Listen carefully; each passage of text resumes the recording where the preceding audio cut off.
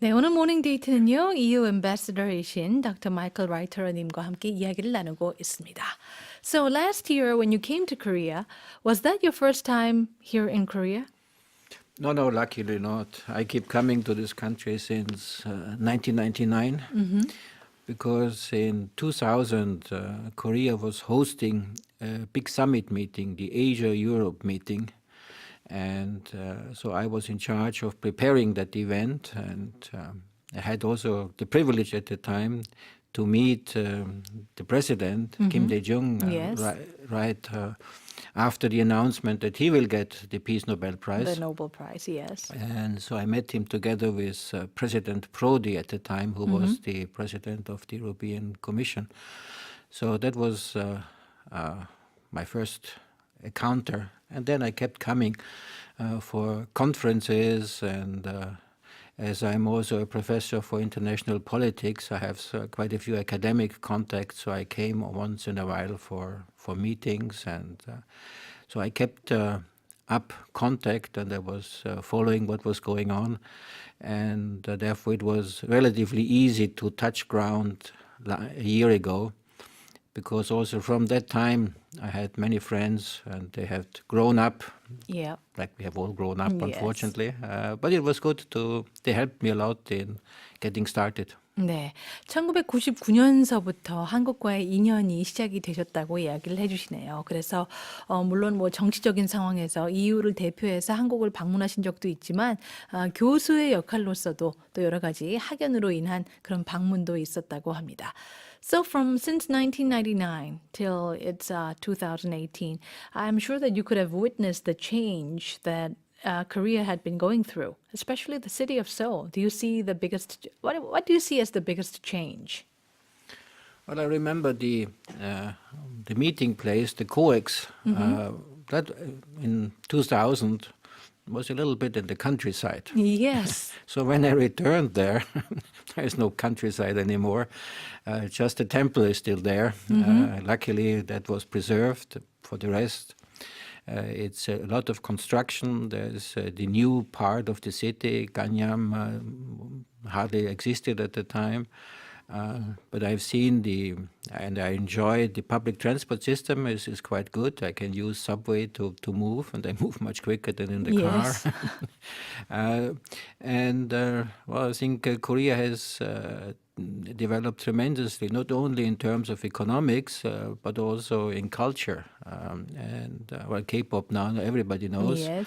But I think it was an interesting concept to use culture to put the country also on the intellectual or soft power landscape. I think that's very important also in diplomacy, that we don't talk only about politics and economics, but also people-to-people culture. And I Yes. think Korea has shown the way, and I think as a middle-sized country, that's a good program, and that's a good instrument, because if you get into the minds of the people, you might also get into the hearts of the people. Yeah.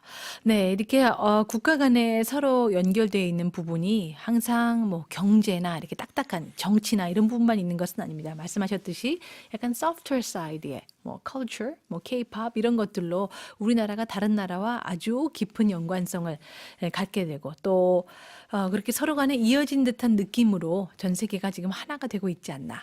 우리나라가 그런 쪽으로 지금 많이 어필을 하고 있지 않나 그런 생각이 듭니다. Now, this will be my final question. Among all different fields of business or politics or culture, what part would you like to emphasize on in relations to our ties with the EU? Well, we have to take care of traditional diplomacy, so that's the development of the Korean Insula we have touched upon. I have to make sure that the free trade agreement, which is in the 7th year of implementation, is modernized.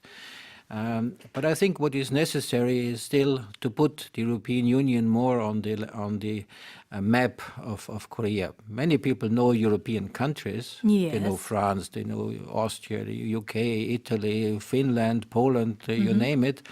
But they might not know what the European Union is. And I think they should know it to the extent where the union has something to offer, and we have discussed it. And I think this is something which I would like to work on, and that includes the people-to-people dimension. I would like to see more Korean students to come to Europe to study, and vice versa. I would like to see cultural exchanges to increase further. I will do that also in this Europe Day, which I mentioned, where a famous flutist, Jasmine Cho, will interpret the national anthems. So I don't want them to just to be off the record. And there are many things which one can do there. Sports was a good beginning. I'm from Innsbruck. We had the Winter Olympics twice in 1964 and 1976.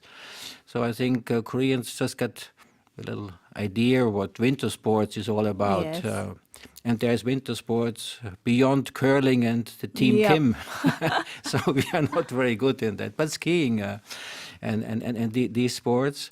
And I spent quite some time with my European colleagues to promote the Paralympics because we felt that this is a little bit not on the radar. And we had very good experience. We brought schools to the Paralympics. We had conferences to raise awareness. So I think that's also something of the people-to-people dimension, which I really would like to foster. And as you have as a slogan, education makes the world happy. I think that could also apply to the relationship between the 28 member states of the European Union. And that's more than 500 million people.